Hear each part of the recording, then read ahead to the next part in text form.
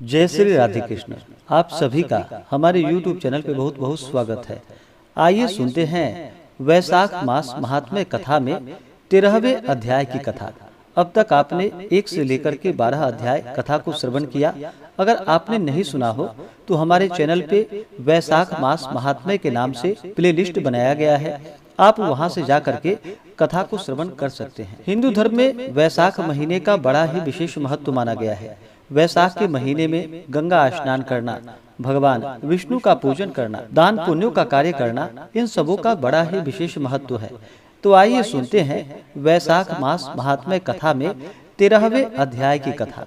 तो बोलिए प्रेम से भगवान विष्णु की जय, माता लक्ष्मी की जय, सर्वदेवी देवता की जय। ब्रह्मा जी कहने लगे कि हे यम, इसमें आश्चर्य की क्या बात है। गुण वालों से ईर्ष्या करना दुख का कारण होता है। जिनके नाम मात्र के जपने से परम पद की प्राप्ति हो जाती है, तो वह राजा शासन से वैकुंठ क्यों न जाए। यज्ञ करने से तो फिर जन्म लेना पड़ता है, परंतु जो भगवान को प्रणाम करते हैं वह जन्म मरण के फेरों से छूट जाते हैं।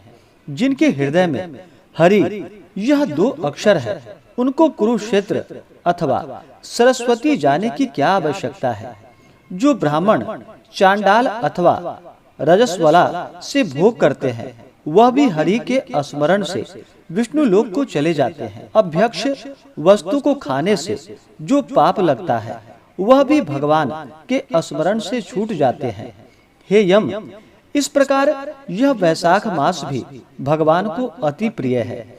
इसके धर्मों को सुनने मात्र से अनेक पाप दूर हो जाते हैं।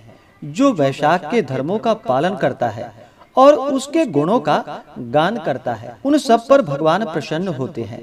ब्रह्मा जी कहते हैं कि हे यम, उस राजा पर मेरा कोई प्रभाव नहीं, क्योंकि विष्णु के भक्तों को अशुभ करने की किसकी सामर्थ्य है। उनके भक्तों को जरा, मृत्यु, व्याधि आदि का कुछ भी भय नहीं होता। सेवक को स्वामी ने जिस काम के लिए नियुक्त किया है, जब तक उसमें शक्ति है किए जाए, और जब कार्य करने की शक्ति न रहे तो स्वामी से निवेदन कर दे। उसी समय वह उस ऋण से मुक्त हो जाता है। अपना कर्तव्य वह कार्य करने में प्राणी को कोई दोष नहीं लगता। हे यम, जब तुम इस कार्य के करने में असमर्थ हो तो तुम्हारा क्या दोष है। जब ब्रह्मा जी ने ऐसा कहा तो यम अत्यंत दुखी हो आंसू बहाने लगा तथा अत्यंत दीन वाणी से बोला कि हे पितामह, आपकी सेवा में मुझको सब कुछ मिल गया, परंतु अब मुझे अपने काम पर जाने की तब तक इच्छा नहीं है जब तक भूमंडल पर यह राजा राज्य करता है। जब तक इस राजा को इस कार्य से मैं चलायमान नहीं कर देता, मुझको आराम प्राप्त नहीं हो सकता। आप मेरे इस कार्य को सिद्ध कर दीजिए, तभी मैं फिर शासन कर सकता हूँ। यम की यह बात को सुनकर ब्रह्मा जी यम को समझाते हुए बोले कि हे यम, इस वैशाख धर्म में परायण राजा का निग्रह तू नहीं कर सकता, और यदि क्रोधवश तू नहीं मानता तो चल विष्णु भगवान के पास चलते हैं। जैसा वह आज्ञा करेंगे वैसा ही किया जाएगा, क्योंकि वह संपूर्ण लोकों के कर्ता, धर्म के पालन करने वाले और संघ को नियम में चलाने वाले हैं। भगवान की आज्ञा के विरुद्ध कुछ भी नहीं कर सकते, ना ही इसकी भक्ति के विरुद्ध कुछ भी दिखाई देता है। ऐसा कहकर ब्रह्मा जी यम को लेकर क्षीर सागर में गए और निर्गुण रूप परमेश्वर अद्वितीय पुरुषोत्तम भगवान की सांख्य योग से स्तुति करने लगे। इस प्रकार की स्तुति पर श्री विष्णु भगवान प्रकट हुए और गंभीर वाणी से कहने लगे कि तुम्हारे आने का क्या कारण है। क्या तुम राक्षसों के द्वारा सताए गए हो। यम का मुख मलिन और कंधे क्यों झुके हुए दिखाई देते हैं। तब ब्रह्मा जी कहने लगे कि हे प्रभु, राजा कीर्तिमान की आज्ञानुसार उनके शासन में सब मनुष्य वैशाख मास के धर्म का पालन करके विष्णु पद को प्राप्त करते चले जा रहे हैं। इस कारण जब सारी यमपुरी खाली हो गई तो यम युद्ध करने के लिए राजा के पास गया और अपना दंड उठाकर राजा को मारने लगा। तो आपका सुदर्शन चक्र ने इसको परास्त कर दिया। अब वह दुखी होकर मेरे पास आया है। हम आपके भक्तों को दंड देने की सामर्थ्य नहीं रखते हैं, इसलिए आपकी शरण में आए हैं। अब हे महाप्रभु, आप राजा को दंड देकर अपने यम की रक्षा करो। ब्रह्मा जी की यह बात सुनकर भगवान विष्णु हंसकर कहने लगे कि हे ब्रह्मा जी तथा यम, मैं लक्ष्मी जीव अपने देह को और प्राण को भी त्याग कर सकता हूँ। श्री वरुण कौस्तुभ मणि तथा वैजंती माला का भी त्याग कर सकता हूँ। श्वेत द्वीप, वैकुंठ, क्षीर सागर, गरुड़ और शेष को भी छोड़ सकता हूँ, परंतु अपने भक्तों को नहीं छोड़ सकता। आप ही सोचिए, जिन्होंने मेरे लिए सर्वस्व त्याग दिया, अपनी आत्मा मुझ में ही लगा दी, और उनको कैसे त्याग सकता हूँ। हे यम, मैं तेरे दुख को दूर करने का उपाय बताता हूँ। इस राजा की आयु मैंने 10,000 वर्ष की है, जिसमें 8,000 वर्ष व्यतीत हो चुके हैं। अब 2,000 वर्ष की आयु भोगकर वह मेरी सायुज्य भक्ति को प्राप्त होगा। तब वेन नाम का राजा बड़ा दुराचारी होगा और वेदों वह धर्मों को नष्ट कर देगा। तब वैशाख धर्म का लोप हो जाएगा और वह स्वयं ही अपने पाप से जल जाएगा।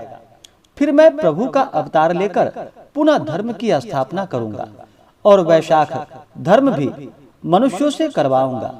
जो मेरा भक्त है, जिसने मुझ पर ही अपना ध्यान लगा दिया है और सर्वस्व त्याग दिया है, वह कोई हजारों में से एक ही होता है। उनको ही वैशाखोक्त धर्म कहना चाहिए।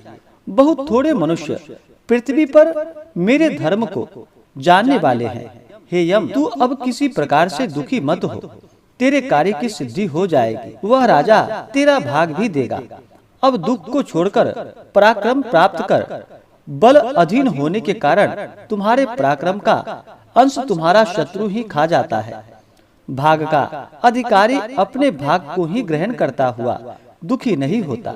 जो मनुष्य विधि से प्रतिदिन स्नान, अर्थ, जल कुंभ, दही, अन्न आदि का दान नहीं करेंगे, उनका वैशाख धर्म निष्फल ही हो जाएगा।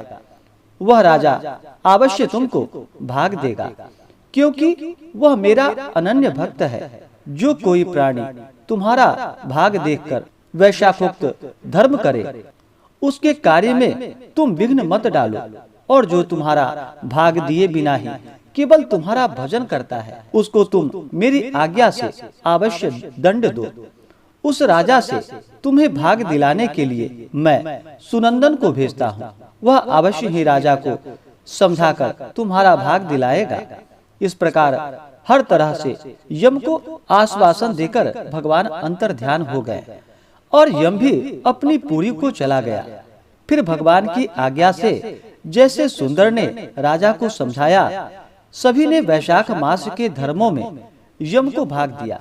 इसलिए वैशाख मास में प्रतिदिन यम के निमित्त स्नान, अर्घ्य आदि करना चाहिए, अन्यथा वैशाख धर्म निष्फल हो जाता है। वैशाख की पूर्णिमा को सबसे पहले यमराज के निमित्त अन्न दान करना चाहिए। अन्न के साथ ही घड़ा तथा दही भी होना चाहिए। शीतल जल, दही, अन्न, तरबूज का दान करना चाहिए। इन सबको कांसे के पात्र में रखकर भगवान को अर्पण करे। फिर भगवान की प्रतिमा बनाकर किसी दरिद्र ब्राह्मण को देवे। पूजा की सब सामग्री से ब्राह्मण का पूजन करे। इस प्रकार राजा अपनी समस्त आयु भोग कर अपने पुत्र पौत्र आदि के सहित वैकुंठ को चला गया। जब वह राजा वैकुंठ को चला गया तो वेन नाम वाला महापापी राजा हुआ। उसने सब धर्मों तथा वैशाख के धर्मों का भी लोप कर दिया। इसी कारण सब धर्मों को प्राणी भूल गए।